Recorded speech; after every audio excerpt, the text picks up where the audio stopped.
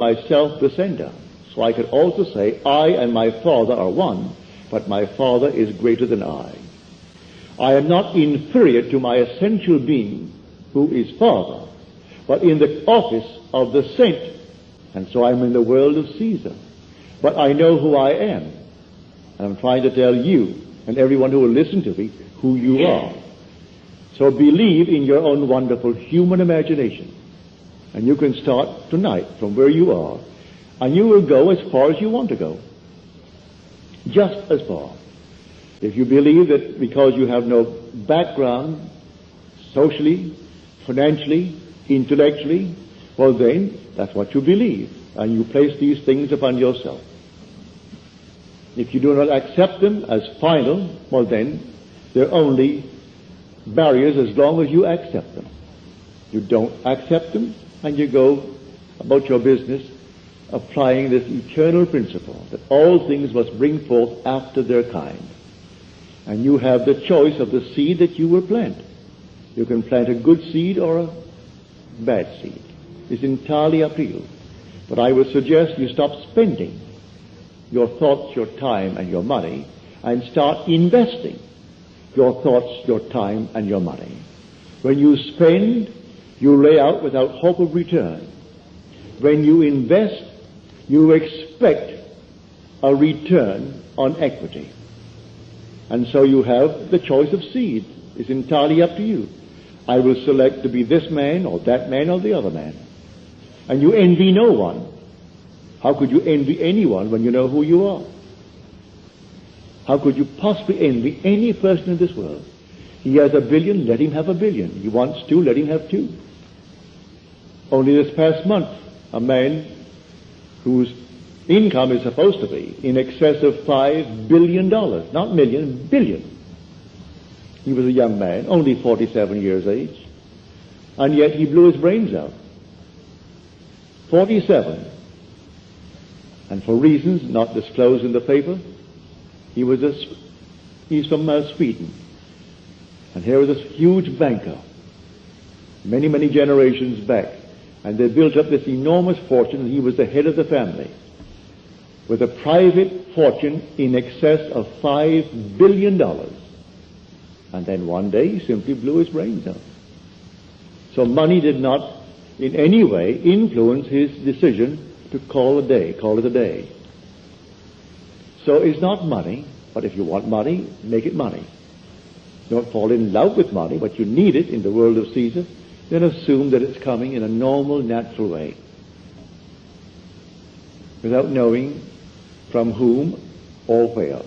You go to the end and dwell in the end just as though it were true.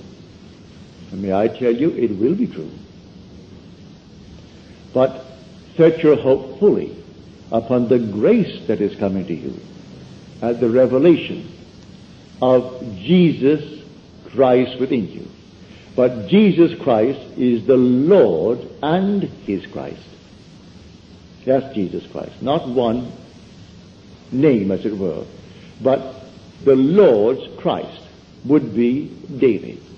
And so let me close it with a little poem that Browning wrote concerning David, based upon, or he was inspired by the 17th chapter, the 16th and 17th chapter of 1 Samuel. And here he has the insane king called Saul. And standing before Saul is the youth David.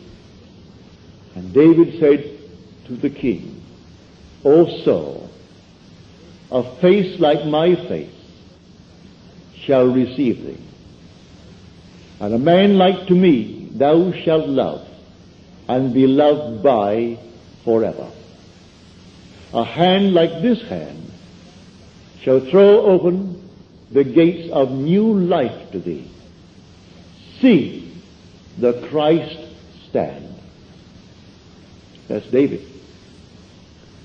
And then, but who is he addressing? Humanity, who has forgotten who he is. We have forgotten that we are God. So we are Saul, and the Christ stands before us, and he is David. And a face like my face, said he, shall receive you. And a man like unto me thou shalt love, and be loved by forever. And a hand like this hand shall throw open the gates of new life to thee. See the Christ stand. For may I tell you, when you see, and you will see, the Ancient of Days, you will be incorporated into his body. He will embrace you, and you will become one body, one spirit with the Ancient of Days. And I am not an artist to paint the picture. But when you see David, David is the image of the Ancient of Days, but he is eternal youth. And the Ancient of Days, you cannot put age upon him. You cannot say he is this age or that age or any age. He is without age, and yet he is the Ancient of Days. That's who David sees. That's his father. He is the image of his father, only he is the eternal youth. And you, incorporated into the Ancient of Days, you are God the Father. And that's why David recognizes you as his father.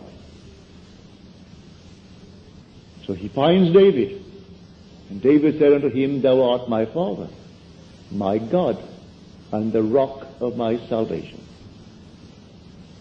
And he said to David, Thou art my son. So here it is perfect.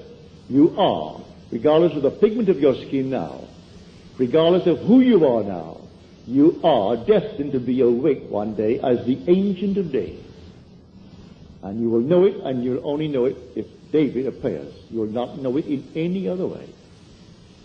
If you had all the power of the world to shatter the heavens, you still wouldn't know your God. No matter how wise you became, you wouldn't know your God. Not a thing in this world could convince you that you are God, but his Son calling you Father. Nothing in the world could ever convince you that you're God, save his Son. So no one knows who the Son is except the Father. And no one knows who the Father is except the Son. And anyone to whom the Son chooses to reveal him. So no one knows the Father save the Son, who is in the bosom of the Father. He has made him known.